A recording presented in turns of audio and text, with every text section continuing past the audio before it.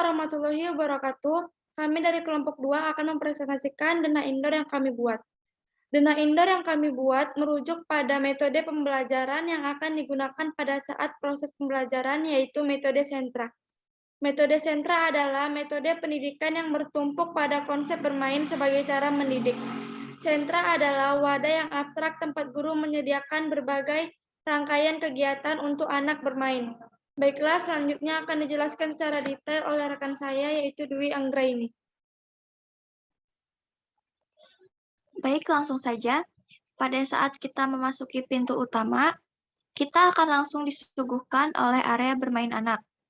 Ruang ini juga langsung terhubung dengan ruangan sentra anak, di mana memiliki ukuran 9,3 kali 6 meter persegi. Fungsi dari area bermain anak ini adalah untuk melatih dan mengembangkan fisik motorik anak, karena di area bermain anak ini akan dibiarkan bebas bereksplorasi dengan gerak. Misalnya, seperti melompat, berlari, berputar, akan tetapi anak akan tetap pada pengawasan guru. Selanjutnya kita beralih ke ruang sentra balok. Di sentra ini terdapat fasilitas seperti konsep bentuk, ukuran, kerapihan, ketelitian, serta kreativitas. Ada juga alat dan bahan yang biasanya disediakan di sentra balok, yaitu seperti balok dengan berbagai ukuran dan bentuk, Lego dengan berbagai warna dan bentuk, balok aksesoris yang nantinya bisa digunakan untuk bermain peran, serta yang terakhir ada kertas dan alat tulis. Selanjutnya akan dijelaskan oleh rekan saya, Ratna Anjani.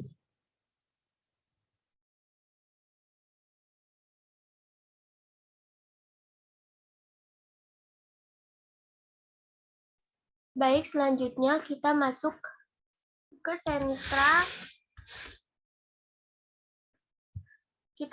sentra seni.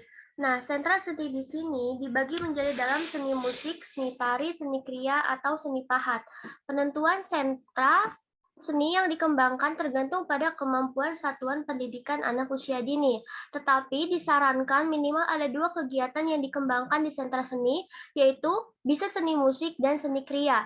Nah, kedua keterampilan ini, seni musik dan seni kriya, itu dapat mengembangkan kemampuan motorik halus, lalu keselarasan gerak, nada, aspek sosial, emosional, dan lainnya.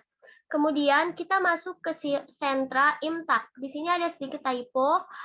Sentra IMTAK itu lebih menekankan kepada pengenalan kehidupan beragama dengan keterampilan yang terkait dengan agama yang dianut oleh anak. Sentra IMTAK untuk satuan PAUD umumnya mengenalkan atribut berbagai agama, serta sikap menghormati agama satu dengan yang lainnya. Lalu kita masuk ke sentra peran. Nah, sentra peran di sini ada sentra main peran kecil atau mikro dan sentra main peran besar atau makro. Dua-duanya itu bisa dilakukan di sentra peran di sini.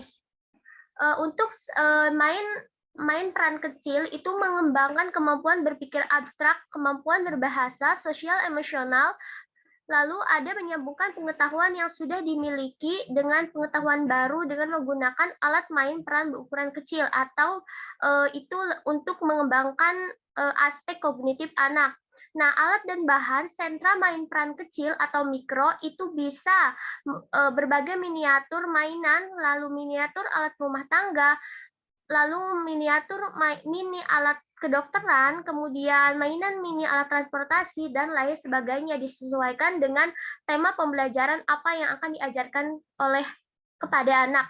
Kemudian sentra main peran besar atau makro itu lebih menekankan kepada pengembangan kemampuan lingkungan sosial pada anak, kemudian mengembangkan kemampuan berbahasa pada anak, kematangan emosi dengan menggunakan alat main yang berukuran besar sesuai dengan ukuran yang sebenarnya.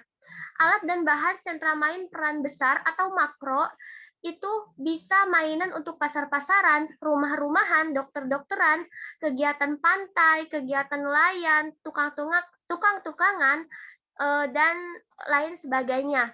Nah, dalam sentra peran ini juga mengembangkan kemampuan kepemimpinan bagi anak, karena biasanya di sini ada satu anak yang mengatur gitu, mengatur anak yang lainnya ketika menentukan peran apa yang akan dijalankan oleh anak satu dengan anak yang lainnya.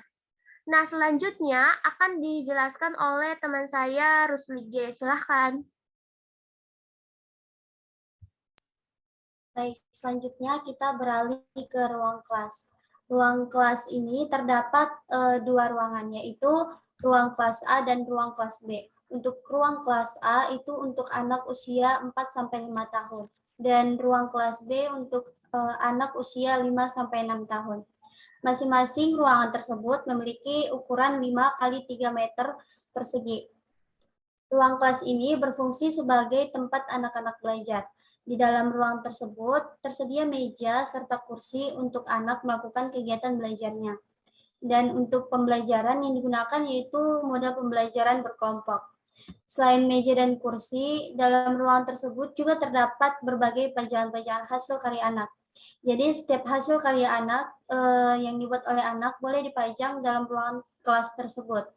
Dan selain itu ada juga tempat penyimpanan alat belajar anak yang unik dan lain sebagainya.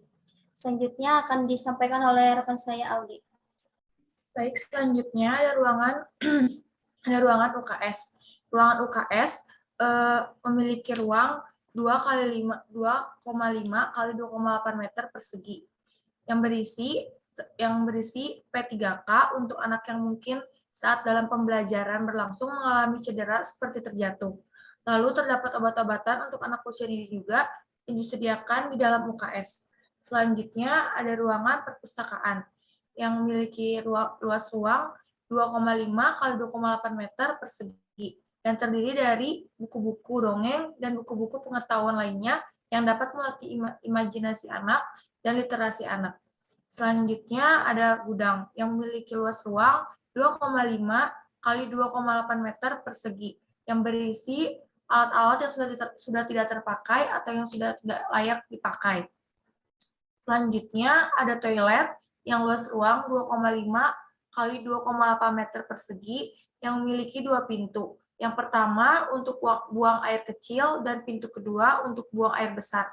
Dan dalam toilet juga tersedia wastafel dan tisu untuk anak usia dini. Selanjutnya akan dijelaskan oleh rekan saya Winda. Baik, selanjutnya ada ruang kepala sekolah, ruang guru, dan juga dapur. Nah, masing-masing ruangan itu memiliki 5 kali 3 meter persegi. Nah, di dalam ruang kepala sekolah itu kita akan sediakan meja dan kursi untuk kepala sekolah, dan lemari untuk dokumen, dan kita akan sediakan juga sofa wali murid. Nah, di ruang guru kita akan sediakan meja guru dan juga lemari untuk buku-buku dan berkas. Nah, di dalam dapur kita akan sediakan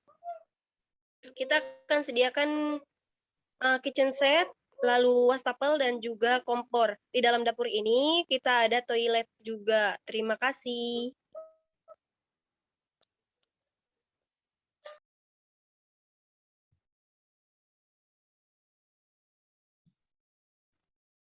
Baiklah, sekian penjelasan dari video indoor kelompok kami. Kurang lebihnya saya mohon maaf. Assalamualaikum warahmatullahi wabarakatuh.